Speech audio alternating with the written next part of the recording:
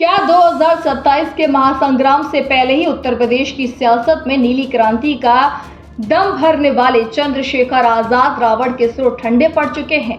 जिस जुनून, जिस हुंकार और जिन बड़े बड़े दावों के साथ नगीना के सांसद ने सबसे पहले चुनावी बिगुल फूंका था, क्या मुख्यमंत्री योगी आदित्यनाथ के सियासी चक्रव्यूह और प्रशासनिक हंटर के सामने वह सारा जुनून काफूर हो चुका है? जी हां, लखनऊ की सड़कों से लेकर पश्चिमी यूपी के सियासी गलियारों तक आज सबसे बड़ा सवाल यही खड़ा हो रहा है और यही तैर रहा है, क्या सीएम योगी के सख्त तेवरों और हिंदुत्व के अभेद किले के आगे चंद्रशेखर रावण पस्त और ठंडे पड़ चुके हैं? जो नेता कल तक लखनऊ को घेरने, सड़कों पर हुजूम उतारने और सत्ता उखाड़ फेंकने की हुंकार भर रहा था, आखिर आज वह सीएम योगी के प्रशासनिक बुलडोजर और लॉ एंड ऑर्डर के आगे इतना बेबस और खामोश क्यों दिखाई दे रहा है?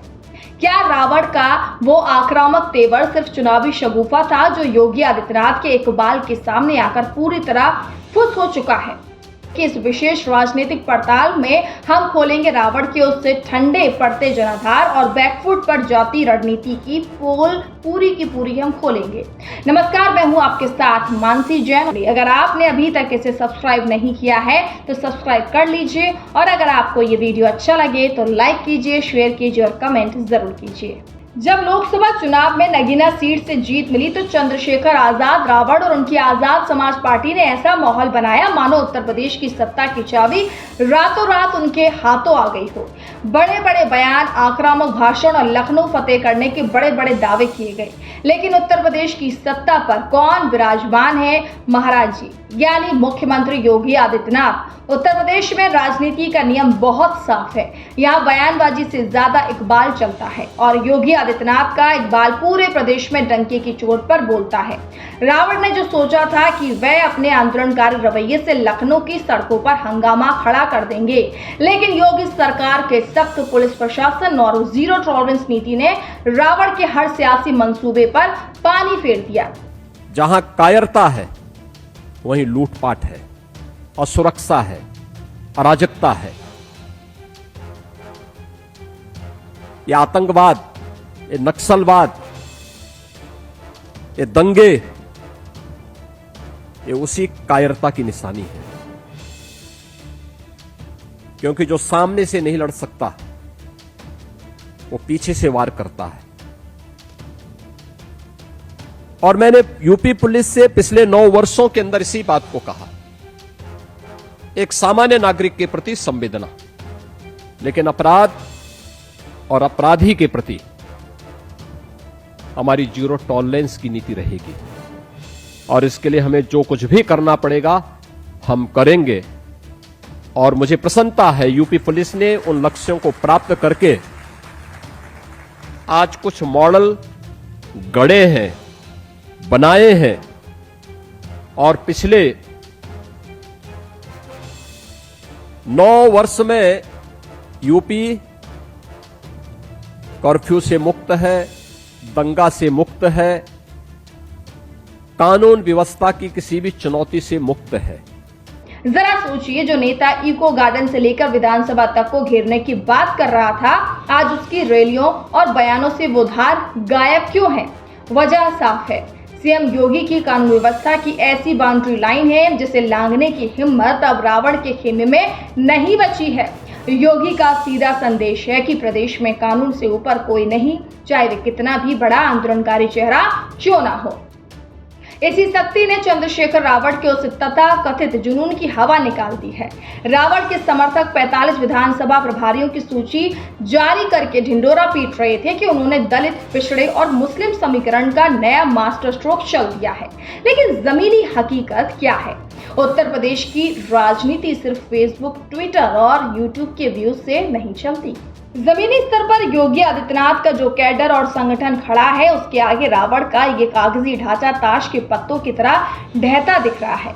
योगी सरकार की विकास योजनाओं, मुफ्त राशन, सुरक्षा, डबल इंजन की ताकत ने दलित और पिछड़े वर्ग के बीच एक ऐसा मजबूत भरोसा कायम किया है जिसे तोड़ना रावण के बस की बात नहीं है।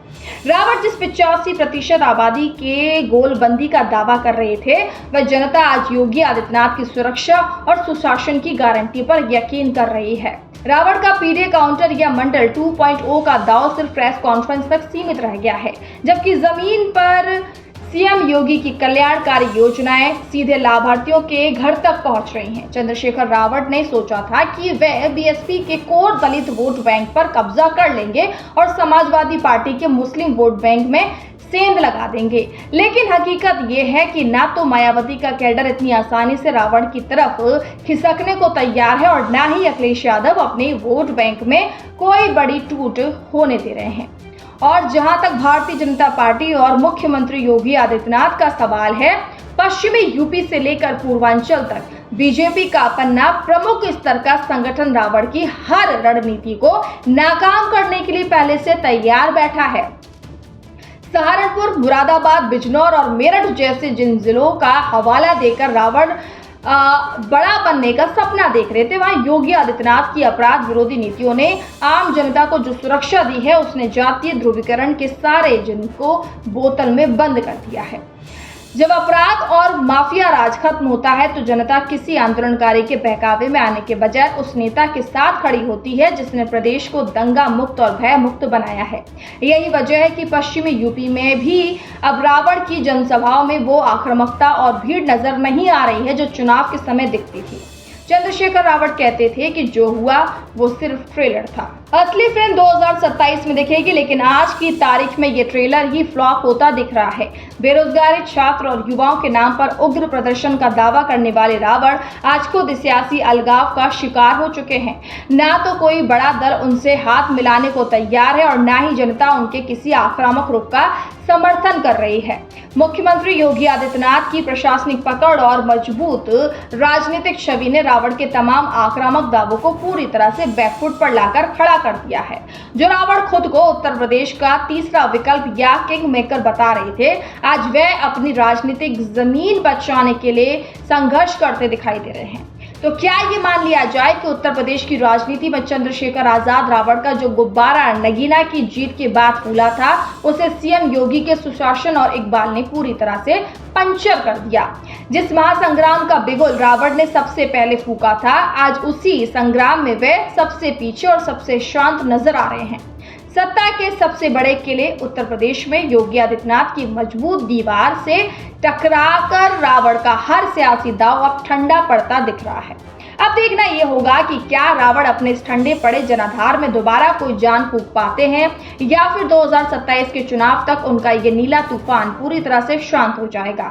आपको क्या लगता है, क्या सीएम योगी के इकबाल के आगे चंद्रशेखर रावण वाकई ठंडे पड़ चुके हैं? अपनी राय नीचे कमेंट बॉक्स में बेबाक होकर दर्ज करें। राजनीति की हर सच्ची, निष्पक्ष और कड़वी खबर के लिए चैनल को तुरंत सब्सक्राइब करें ताकि सच जिंदा रहे। जय हिंद, जय उत्तर प्रदेश।